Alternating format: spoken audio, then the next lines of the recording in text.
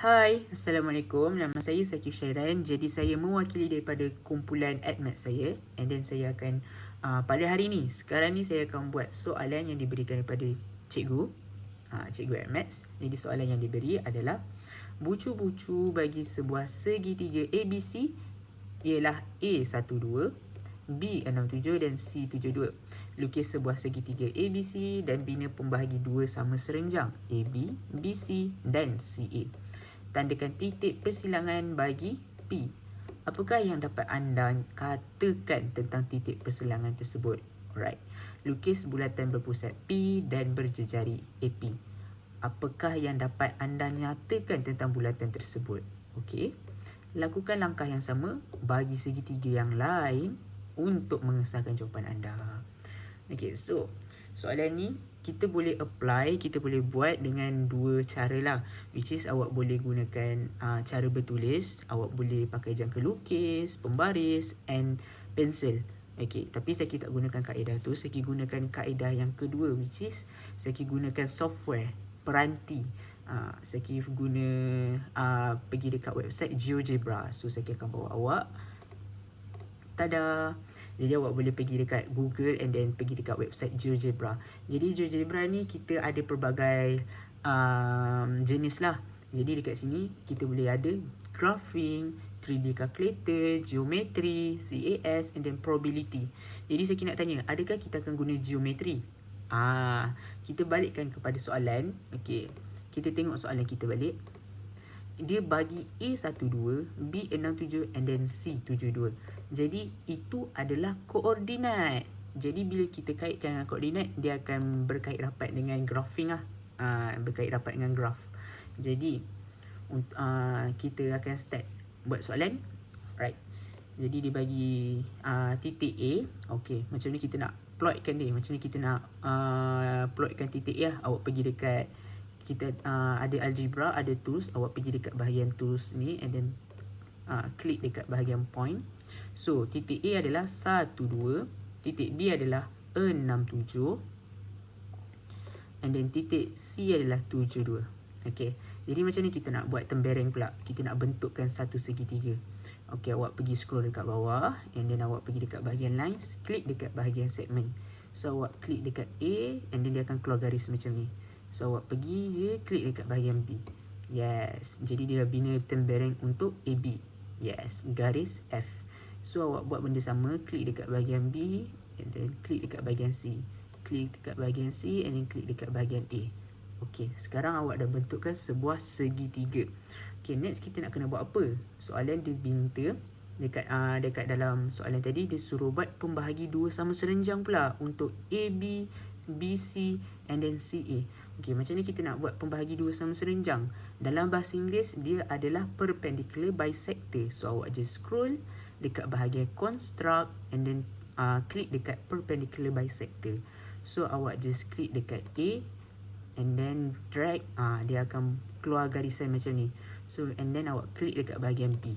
Yes, jadi bahagian yang panjang ni, huruf I ni, garis I ni adalah perpendicular bisector, pembahagi dua sama serenjang untuk AB. Jadi awak buat benda yang sama untuk BC. Klik dekat bahagian B and then klik dekat bahagian C. And then klik dekat bahagian C, klik dekat bahagian A. Jadi kita dah ada 3 garis pembahagi dua sama serenjang.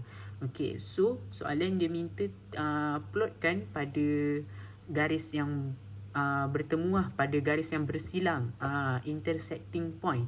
Jadi 3 garis ni dia bersilang pada sini ha. Jadi kita pergi dekat bahagian basic tools dekat atas sekali, pergi dekat klik dekat bahagian point. So kita pointkan dekat situ. Yes, tekan move untuk kita tukarkan huruf. Yes, kita klik kat situ, tekan bahagian ni. So awak boleh tukar huruf dia. Ya. Jadi Allahumma salli ala Muhammad. Soalan dia kata apa yang kita boleh nyatakan dengan titik P ni kan. Okey, titik P ni sebenarnya dia hanyalah pertemuan. Dia hanya pertemuan antara garis intersecting dia hanya pertemuan antara garis perpendicular AB, BC and then CA. Dia hanya bertemu pada satu titik. Senang katalah, garis I, garis K, and then garis J ni dia bertemu pada satu titik, iaitu titik P. Begitu. Jadi Allahumma salli ala Muhammad, P ni adalah intersecting point lah. Macam tu. Okay, next soalan minta dia suruh buat bentukkan satu bulatan berpusat P dan berjejari PA.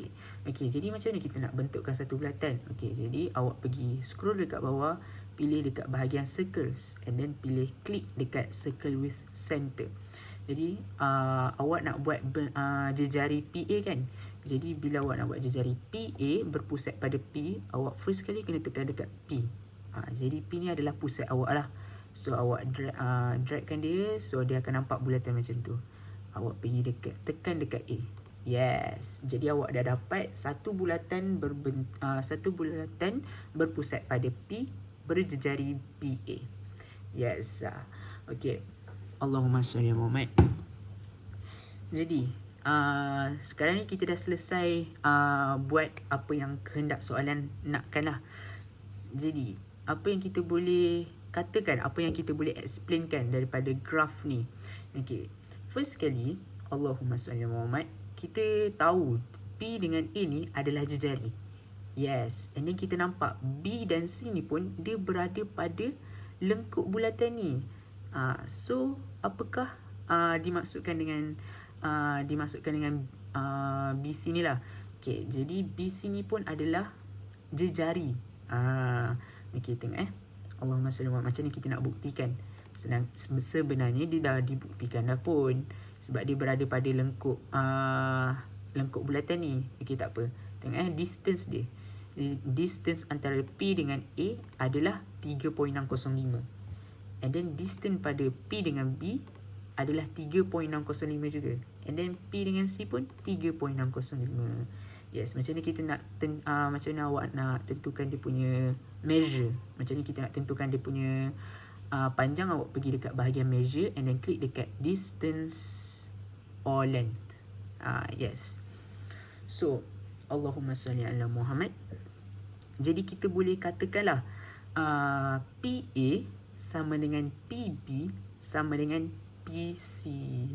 Sebab ketiga-tiga tu adalah jejari. Betul tak? Okey. Allahumma salli ala Muhammad. Jadi boleh ke kita katakan, oh setiap sudut ni mesti sama kan Zakif kan?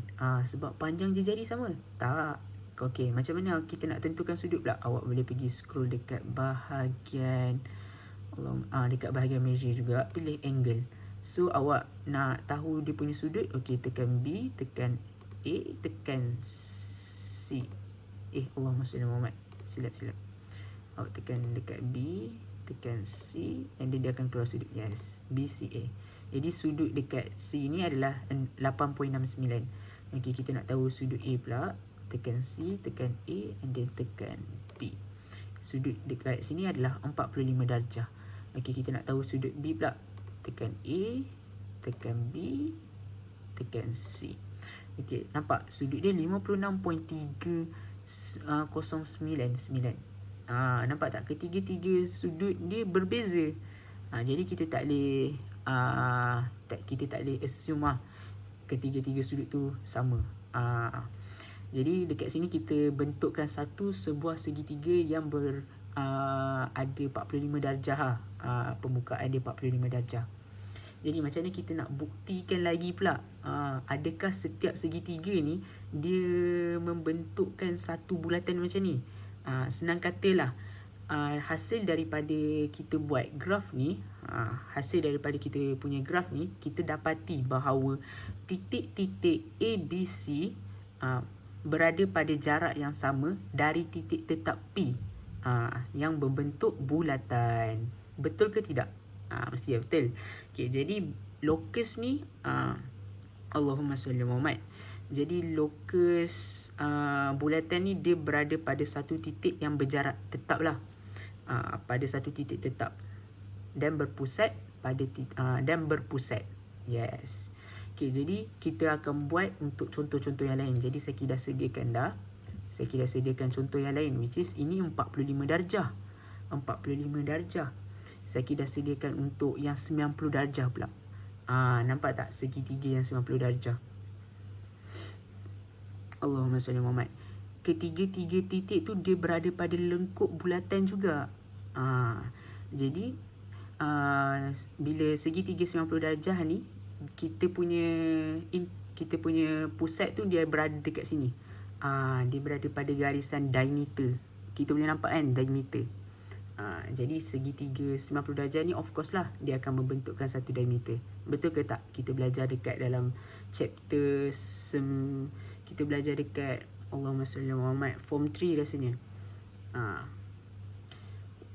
And then Zaki dah buat untuk segitiga yang keluasan dia kurang nampak keluasan dia kurang daripada pusat.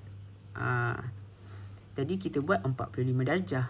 Ini 90 darjah. And then Zaki ada buat 122 darjah. Jadi dia punya bukaan tu lebih besar lah. Nampak ketiga-tiga titik tu masih berada pada pusat yang sama, pada titik lengkuk bulatan. Jadi Zaki boleh simpulkan bahawa titik A, B, C ni ialah lokus yang berpusat pada titik P. Yes. Okay. Jadi awak boleh Allahumma salli awak boleh apply, awak boleh guna software ni untuk belajar. And then awak boleh pergi tekan dekat algebra. So dekat algebra ni dia tunjuk setiap terperincian titik A ni berapa koordinat dia, titik B ni berapa koordinat dia, titik C ni berapa koordinat dia.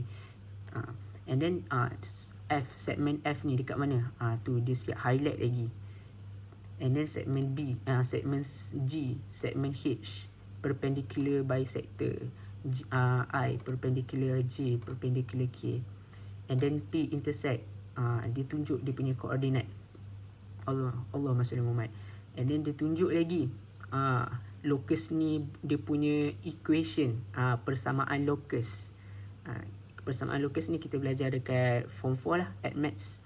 Allahumma salli Muhammad. Yes. Jadi banyak lagi ditunjuk. Jadi awak boleh gunakan software GeoGebra ni untuk belajar. And then boleh apply sendiri. Okay. Sekian daripada saya. Itu saja. Terima kasih.